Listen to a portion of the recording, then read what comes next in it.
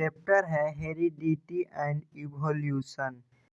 इस वीडियो में उन्हीं टॉपिक्स को बताया जाएगा जो एग्जाम के लिए इम्पोर्टेंट है। फर्स्ट टॉपिक है हेरिडिटी। पहले हम इसके डेफिनेशन को लिख लेते हैं, उसके बाद समझ लेंगे। Transmission of traits oblique characters from one generation to next generation. इसका मीनिंग है कि हमारे कैरेक्टर्स हमारे पेरेंट्स से मिलते जुलते हैं, क्योंकि हमारे अंदर जो कैरेक्टर्स हैं वो हमारे पेरेंट्स से ही आते हैं। अब हम पढ़ लेते हैं मेंडल्स एक्सपेरिमेंट को, लेकिन इसे पढ़ने से पहले हमें कुछ टर्म्स को समझना होगा जिसका उन्होंने अपने एक्सपेरिमेंट में यूज किया है। फर्स्ट टर्म है क्रोमोसोम एंड जीन। इसे समझने के लिए हम एक सेल के डायग्राम को बनाते हैं। जब एक सेल में हम देखते हैं तो हमें एक न्यूक्लियस दिखता है। इस न्यूक्लियस के अंदर कुछ थ्रेड लाइक स्ट्रक्चर दिखाई देते हैं जिसे क्रोमोसोम कहते हैं। इस क्रोमोसोम के अंदर जब हम देखते हैं तो डीएनए हमें नजर आता है, और फिर डीएनए के अंदर देखते हैं तो फिर हमें नेक्स्ट टॉपिक है dominant and recessive traits. Dominant का मतलब हम समझ लेते हैं कि जो हेवी है वो डोमिनेंट है।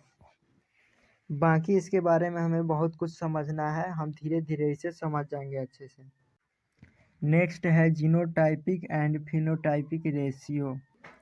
हम बस इसका मीनिंग समझ लेते हैं क्योंकि इसका डेफिनेशन एग्जाम में नहीं पूछा जाता है।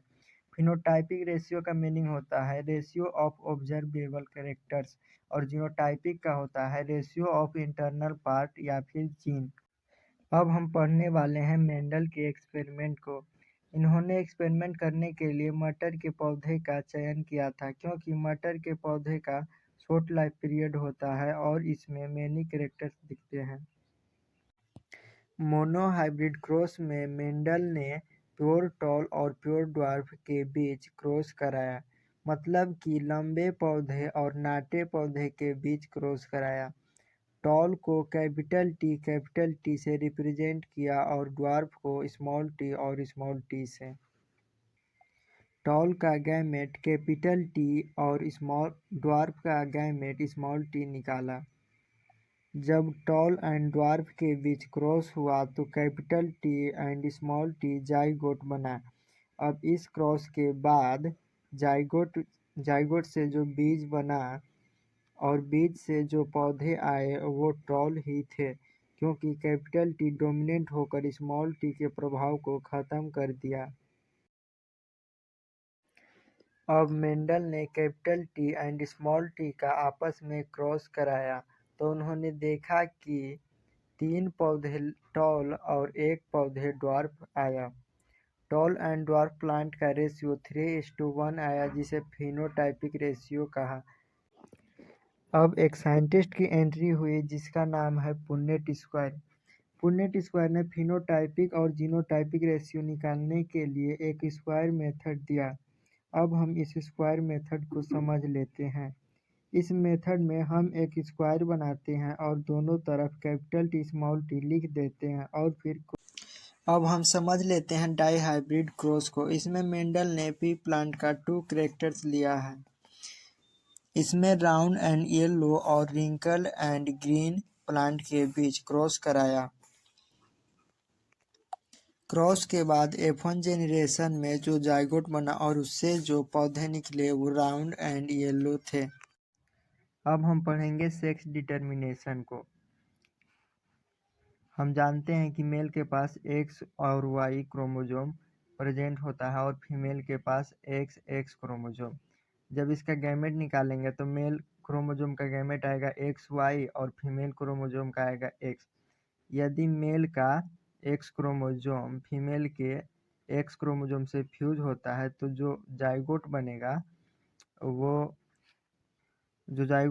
वो फीमेल होगा, और यदि मेल का Y क्रोमोसोम के साथ फीमेल का X क्रोमोसोम फ्यूज होता है तो जाइगोट मेल बनता है।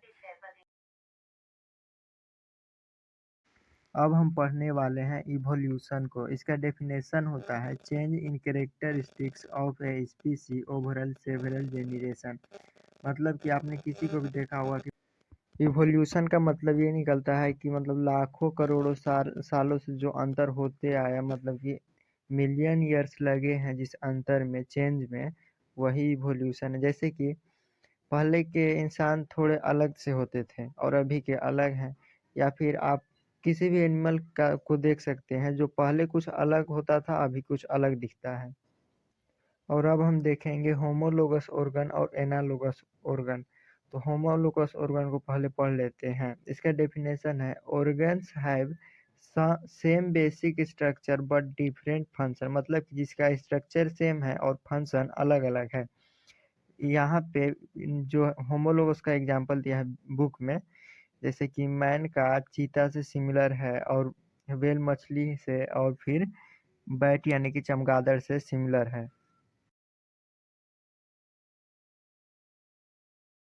अब हम पढ़ लेते हैं एनालोगस ऑर्गन को। इसका डेफिनेशन है those organs which have different से basic structure but have similar function, मतलब कि उसका उल्टा है, जिसका स्ट्रक्चर डिफरेंट है लेकिन फंक्शन सेम है, वो एनालोगस ऑर्गन है।